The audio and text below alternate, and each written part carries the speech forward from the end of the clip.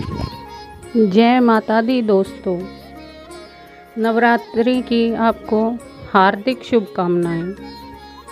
बहुत जल्द ही शारदीय नवरात्रि शुरू होने वाले हैं। आज मैं आपके लिए इस वीडियो में लेकर आई हूँ नवरात्र व्रत की कथा। नवरात्रि का आरंभ होने ही वाला है। अगले 9 दिनों तक माँ दुर्गा के अलग अलग स्वरूपों की उपासना की जाएगी।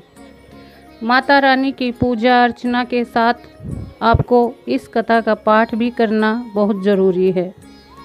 श्री दुर्गा नवरात्रि व्रत कथा करने से आपको सभी 9 देवियों की कृपा प्राप्त होगी।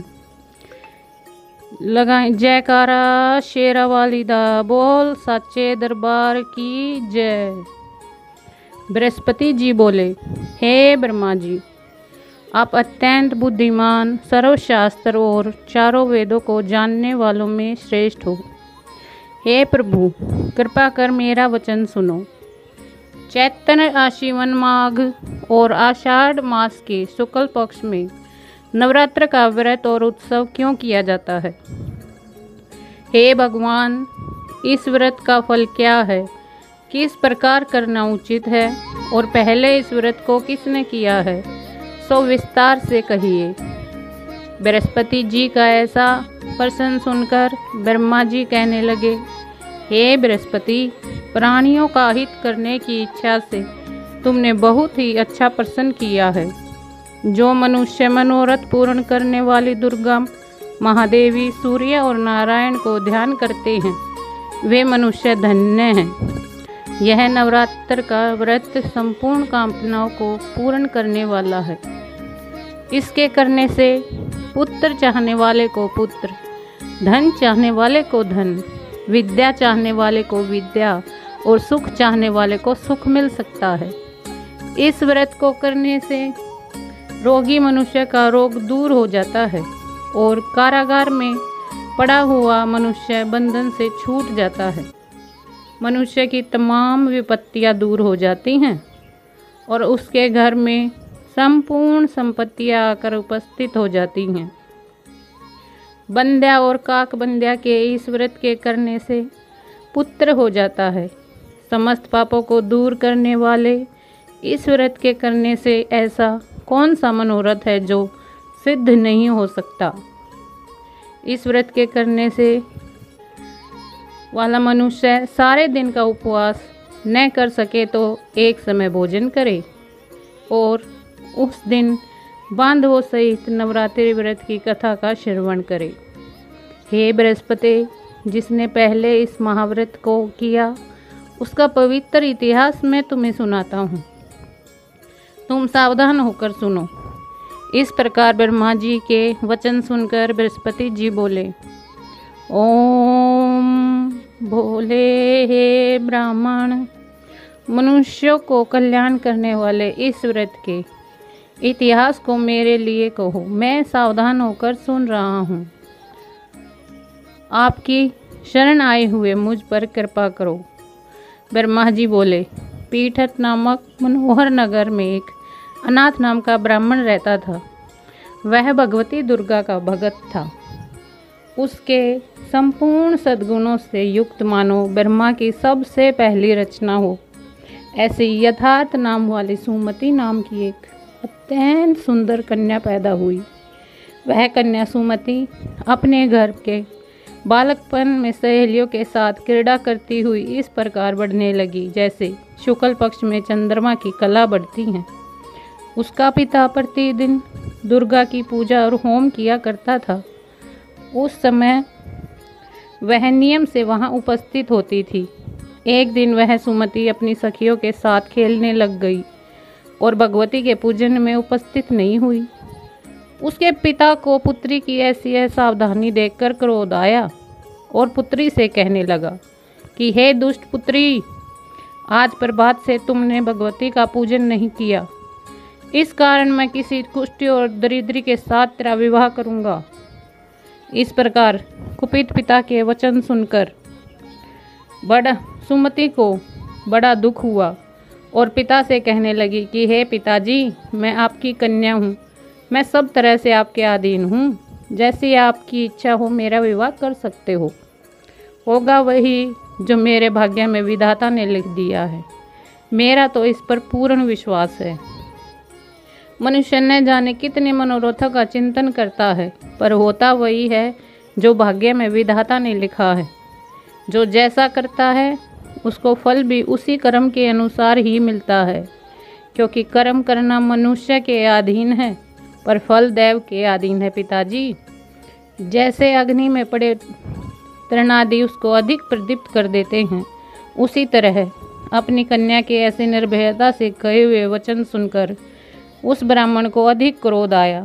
तब उसने अपनी कन्या का विवाह एक कुष्टी के साथ कर दिया और अत्यंत क्रुद्ध होकर पुत्री से कहने लगा कि जाओ जाओ, जल्दी जाओ, अपने कर्म का फल भोगो। देखे केवल भाग्य के भरोसे पर रहकर क्या करती है तू। इस प्रकार से कहे हुए पिता के कटु वचनों को सुनकर सुमति अपने मन में विचार करने लगी, अहो मेरा बड़ा दुर्भाग्य है जिससे मुझे ऐसा पति मिला। इस तरह अपने दुख का विचार करती हुई वह सुमति अपने पति के साथ वन चली गई और भयानक वन में कुशायुक्त उस स्थान पर उन्होंने वह रात बड़े कष्ट से व्यतीत की। उस गरीब बालिका की ऐसी दशा देखकर भगवती पूर्व पुण्य के प्रभाव से प्रकट होकर सुमति से कहने लगी कि हे ब्राह्मणी, मैं तुम पर प्रसन्न हूँ, तुम जो चाहो वरदान मांग सकती हो। मैं प्रसन्न होने पर मनवांछित फल देने वाली हूँ। इस प्रकार भगवती दुर्गा का वचन सुनकर ब्राह्मणी कहने लगी कि आप कौन हैं जो मुझ पर प्रसन्न हुई हो, यह सब मेरे लिए कहो और अपनी कृपा दृष्टि से मुझ दासी को कृतार्थ करो। ऐसे ब्राह्मणी का वचन सुनकर देवी कहने लगी, मैं आदि शक्ति और मैं ही ब्रह्म विद्या हूँ, मैं ही सरस्वती और मैं प्रसन्न होने पर प्राणियों का दुख दूर करने वाली हूँ और प्राणियों को सुख प्रदान करती हूँ। हे ब्राह्मणी, मैं तेरे पूर्व जन्म के पुण्य से प्रसन्न होकर आज यहाँ उपस्थित हुई हूँ। तुम्हारे पूर्व जन्म का वृत्तांत सुनाती हूँ, सुनो। तू पूर्व जन्म में निषाद भील की स्त्री थी और अति पतिव्रता थी। एक दिन तेरे पति निषाद ने चोरी की। चोरी करने के कारण तुम दोनों को सिपाहियों ने पकड़ लिया और ले जाकर जेल खाने में कैद कर दिया। उन लोगों ने तेरे और तेरे पति को भोजन भी नहीं दिया। इस प्रकार नवरात्र के दिनों में तुमने न तो कुछ खाया और न जल ही पिया, इसलिए 9 दिनों तक नवरात्र का व्रत हो गया। हे ब्राह्मणी, उन 9 दिनों में जो व्रत हुआ, उस व्रत के प्रभाव से प्रसन्न होकर मैं तुम्हें मनोवांछित वस्तु दे रही हूँ। तुम्हारी जो इच्छा हो सो मांगो। इस प्रकार दुर्गा के कहे वचन सुनकर ब्राह्मणी बोली कि अगर आप मुझ पर प्रसन्न हुई हैं मैया, तो आपको मैं प्रणाम करती हूँ। कृपा कर मेरे पति के कोढ़ को दूर कर दीजिए। देवी कहने लगी कि उन 9 दिनों में जो तुमने व्रत किया, उसके व्रत के 1 दिन का पुण्य अपने पति का कोढ़ दूर करने के लिए अर्पण करो। मेरे प्रभाव से तेरा पति कोढ़ से रहित और सोने के समान शरीर वाला हो जाएगा। ब्रह्मा जी बोले। इस प्रकार देवी का वचन सुनकर वह ब्राह्मणी बहुत प्रसन्न हुई और पति को निरोग करने की इच्छा से ठीक है ऐसे बोली। तब तक उसके पति का शरीर भगवती दुर्गा की कृपा से कुष्ठहीन होकर अति कांति युक्त हो गया, जिसकी कांति के सामने चंद्रमा की कांति भी क्षीण हो जाती है। वह ब्राह्मणी पति की मनोहर देह को देखकर देवी को अति पराक्रम वाली समझकर स्तुति करने लगी। हे दुर्गे, हे मैया, आप दुर्गत को दूर करने वाली हो, तीनों जगत का संताप हरने वाली हो, समस्त दुखों को दूर करने वाली हो, रोगी मनुष्यों को निरोग करने वाली हो, प्रसन्न होने पर मनवांछित वस्तु देती हो और दुष्ट मनुष्यों का नाश करने वाली हो। तुम ही सारे जगत की मैया हो और पिता भी। हे अम्बे, मुझ अपराध रहित अबला की मेरे पिता ने कुष्ठ के साथ विवाह कर मुझे घर से निकाल दिया। उसकी निकाली हुई मैं पृथ्वी पर घूमने लगी। आपने ही मेरा इस आपत्ति रूपी समुंदर से उद्धार किया। हे माता, आपको प्रणाम करती हूँ, मुझ दीन की रक्षा कीजिए। ब्रह्मा जी बोले कि हे बृहस्पति। इसी प्रकार उस सुमति ने मन से देवी की बहुत स्तुति की। उसने से की हुई स्तुति सुनकर देवी को बहुत संतोष हुआ और ब्राह्मणी से कहने लगी कि हे ब्राह्मणी, तुम्हारे उदायल नाम का एक अति बुद्धिमान, धनवान, कीर्तिवान और जितेंद्रिय पुत्र शीघ्र ही होगा। ऐसा कहकर वह देवी उस ब्राह्मणी से फिर कहने लगी कि हे ब्राह्मणी, और जो कोई तेरी इच्छा हो वह भी तू मांग सकती है। ऐसा भगवती दुर्गा का वचन सुनकर सुमति बोली कि हे मैया, अगर आप मेरे पर प्रसन्न हैं तो कृपा कर मुझे नवरात्र विधि बतलाइए। हे दयावती, जिस विधि से नवरात्र व्रत करने से आप मुझ पर प्रसन्न हुई हैं, उस विधि और उसके फल को मेरे लिए विस्तार से वर्णन कीजिए।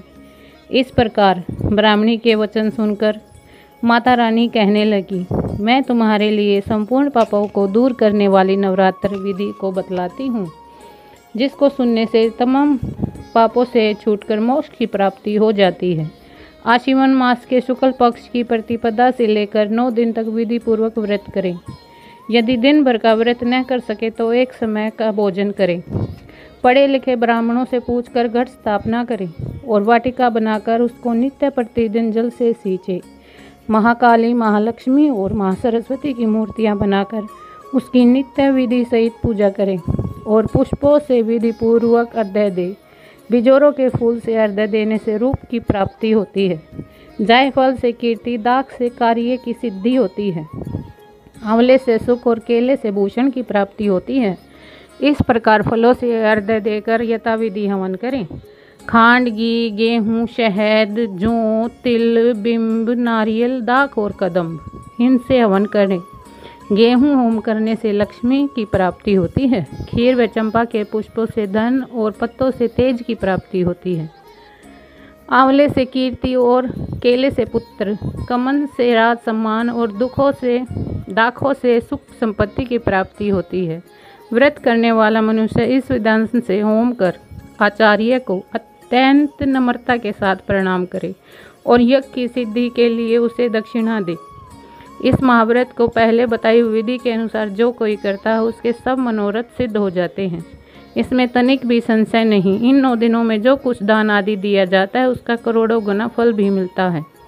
इस नवरात्रि के व्रत करने से अश्वमेध यज्ञ का फल मिलता है। हे ब्राह्मणी, इस संपूर्ण कामनाओं को पूर्ण करने वाले उत्तम व्रत को तीर्थ, मंदिर अथवा घर में ही विधि के अनुसार करें। ब्रह्मा जी बोले कि हे बृहस्पति, इस प्रकार ब्राह्मणी को व्रत की विधि बताकर देवी अंतर्ध्यान हो गई। जो मनुष्य या स्त्री इस व्रत को भक्तिपूर्वक करता है वह इस लोक में सुख पाकर अंत में दुर्लभ मोक्ष को प्राप्त होता है। हे बृहस्पति, यह दुर्लभ व्रत का महात्म्य मैंने तुम्हारे लिए बतलाया है। ऐसा ब्रह्मा जी के वचन सुनकर बृहस्पति जी आनंद के कारण रोमांचित हो गए और ब्रह्मा जी से कहने लगे, हे ब्रह्मा जी, आपने मुझ पर अति कृपा की जो अमृत के समान इस नवरात्रि व्रत का महात्म्य सुनाया। हे प्रभु, आपके बिना और कौन इस महात्म्य को सुना सकता था। ऐसे बृहस्पति जी के वचन सुनकर ब्रह्मा जी बोले, हे बृहस्पति, तुमने सब प्राणियों का हित करने वाले इस अलौकिक व्रत को पूछा है, इसलिए तुम धन्य हो। यह भगवती शक्ति संपूर्ण लोकों का पालन करने वाली है। इस महादेवी के प्रभाव को कौन जान सकता है। जय माता दी। दोस्तों, आपको यह कथा कैसी लगी आप कमेंट बॉक्स में जय माता दी लिखकर बताएं। लगाए जयकारा, शेरावाली दा बोल सच्चे दरबार की जय। मेरे चैनल को लाइक करें, शेयर करें और सब्सक्राइब करें। आप सभी का धन्यवाद।